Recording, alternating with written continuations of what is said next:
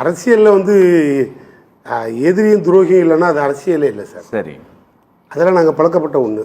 சரி, அதெல்லாம் மாற்றுக்கிறது இல்லை. பட் ஆனால் யாரை எதுக்கணுமோ அந்த எல்லையை நாங்கள் நோக்கி படையெடுத்துக்கிட்டே இருந்தோம். சரி.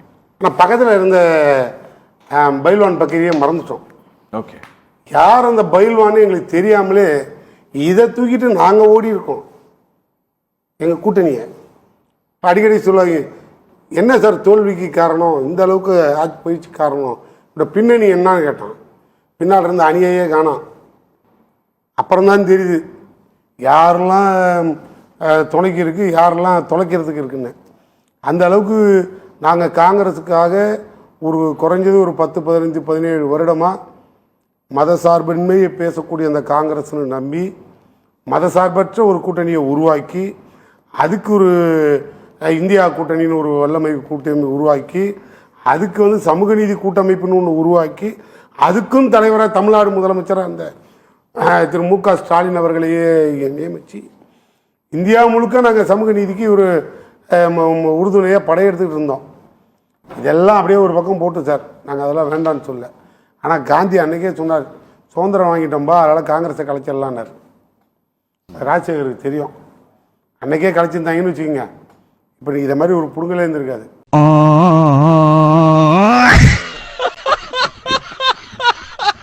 ஆனால் என்ன ஒன்றுன்னு கேட்டிங்கன்னா, நாங்கள் காங்கிரஸோட நோக்கம் தெரியல. காங்கிரஸுக்கு சொல்லிக் கொடுத்தவனே வெள்ளக்காரன் தான். கரையான் புத்துக்கட்ட கருணாகம் உள்ளே பூந்த மாதிரி காங்கிரஸே அங்கேருந்து உள்ளே நுழைஞ்சி வெளில வந்த கட்சி தான். அது ஒன்றும் சுயமாலாம் எதையும் ஆரம்பித்து ஓட்டலை. ஆனால் இவ்வளவும் கடந்து நாங்கள் தான் பிரதமர் வேட்பாளர்னு ராகுல் காந்தியை கூட தமிழ்நாட்டிலேருந்து அடையாளப்படுத்தினோம். நாங்கள் நினச்சிருந்தோம்னா எப்படியோ மாற்றி ஓடி இருக்கலாம். நாங்கள் அதெல்லாம் நினைக்கல.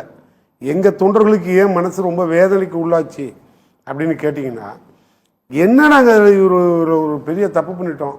ஒன்றுமே கிடையாது. எவனாவது ஒரு அறிவாளி புலியை எதுக்கிறதுக்கு புல்லு திங்கிற ஆட்டுக்கு பின்னால் போவானா? இந்த ஆடு யாரு, புலி யாரு, ஆடு யாரு?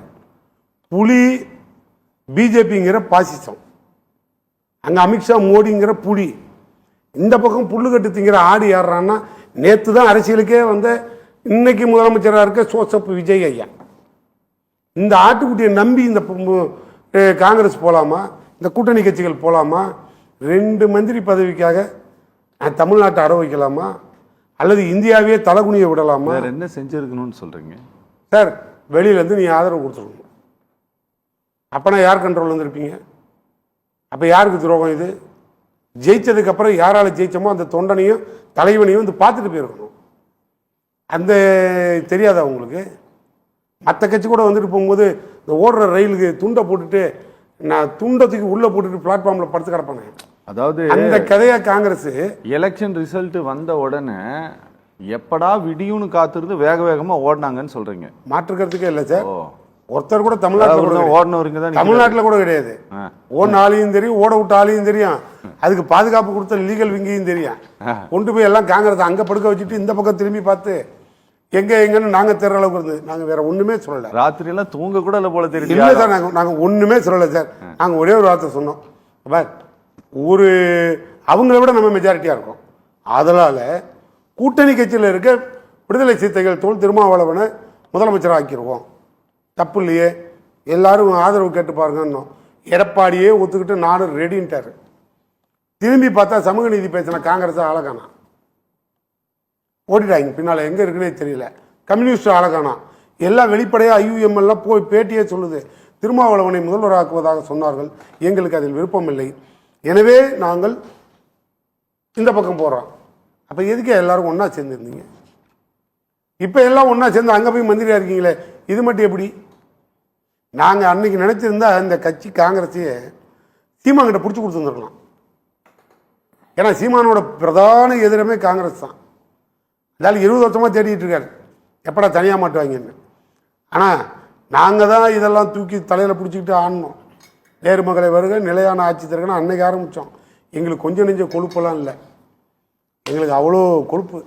அதை குறைக்கிறதுக்கு இப்போ தமிழ்நாட்டு மக்கள் கொடுத்த பரிசு இது. அதனால் இது எல்லாம் தூக்கிட்டு அன்னைக்கு பாய்ச்சி வந்தாருன்னு 20. உங்களை திரு மு க ஸ்டாலினை சந்தித்து குறைந்தபட்சம் ஒரு நன்றி சொல்லவில்லை என்பதுதான் உங்களுடைய வருத்தமா, அல்லது நாங்கள் டிவிகேவிற்கு ஆதரவு தெரிவிக்க முடிவெடுத்திருக்கிறோம் அப்படின்ட்டு உங்ககிட்ட சொல்லாமல் போனது வருத்தமா, இல்லை நீங்கள் சொல்லி தான் அவங்க போயிருக்கணும் அப்படின்ட்டு நீங்கள் நினச்சது நடக்கலைங்கிறதுனால உங்களுக்கு வருத்தமா? ஓப்பனில் சொன்னார் ஜோசப் விஜய், நான் என் கட்சிக்கு ஆள் எடுக்கிறேன் வந்து சேருங்கன்னாரு. அன்னைக்கு பேப்பரில் கால்பர் பண்ணும்போதே இந்த கம்பெனி போய் சேர்ந்துருக்க வேண்டியதானே? அன்னைக்கு கூப்பிட்டாருல, போக வேண்டியதானே மரியாதையா? நீங்களாம் பெரிய மனுஷன் தானே, யோக்கியம் தானே. அப்புறம் எதுக்கு எங்கள் வீட்டு கதவை தட்டி இதில் இன்னொரு பெரிய மனுஷன் பாச்சியை பிடிச்சிட்டு வந்து இங்கே படுக்க வச்சு எப்படியாவது இன்னொரு 3 சீட்டு சேர்த்து கொடுங்க அப்படின்னு கேட்டாலும் வாங்கிட்டு போன பெரிய மனுஷன் யார்? அப்போ தெரியல உங்களுக்கு ஜோசப் விஜய? அப்போ இவங்க என்ன பெரிய தியாகியா? எப்படி நாங்கள் இவங்களை தியாகின்னு சொல்ல முடியும்? அதுதான் காங்கிரஸுக்காரங்க என்னைக்குமே தியாகி இல்லை சார். என்னைக்குமே தமிழர்களுக்கு படு துரோகி காங்கிரஸ். தியாகிங்கிற பட்டமே வராது. நாங்கள் தான் காங்கிரஸால தியாகி ஆனோம். ஓகே, எப்படி மொழிப்போரில் நாங்கள் தான் தியாகி. மொழிப்போர் தியாகி யார்? மொழிப்போர் தியாகிங்கிறவன் யார் சார்? உங்கள் மனசாட்சி தொட்டு சொல்லுங்கள். இந்த காங்கிரஸ் ஆளார தமிழன் தான் செத்தவனெல்லாம் மொழிப்போர் தியாகின்னு சொன்னோம். காரணம் யார்? காங்கிரஸ். நாங்கள் தியாகி சார், துரோகி காங்கிரஸ் சார். இன்னைக்கு இல்லை சார், அது அன்னையிலிருந்தே. செத்தவன் ஆவியெல்லாம் யாரை பிடிக்குன்னா இந்த காங்கிரஸ்காரங்களை தான் பிடிச்சிட்டு போகணும்.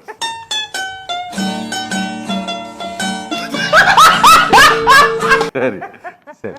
அதை விட இன்னொரு பெரிய பியூட்டி என்னன்னா, இவ்வளோ வசனம் பேசுகிற இந்த காங்கிரஸ், நாங்கள் தான் சொல்கிறேனே, எங்கே இருக்குன்னு கூட தெரியாமல் போயிருந்துருக்கோம். ஆனால் ஒரு முறை மோடியை எதிர்த்து நாங்கள் போராட்டம் நடத்துகிறோம். அன்னைக்கு போராட்டம் நடத்தும் போது இந்தியா முழுக்க போராடிச்சு. ஒரு 5-6 ஸ்டேட்டு போலீஸ் எல்லாம் அவசப்பட்டாங்க சார்.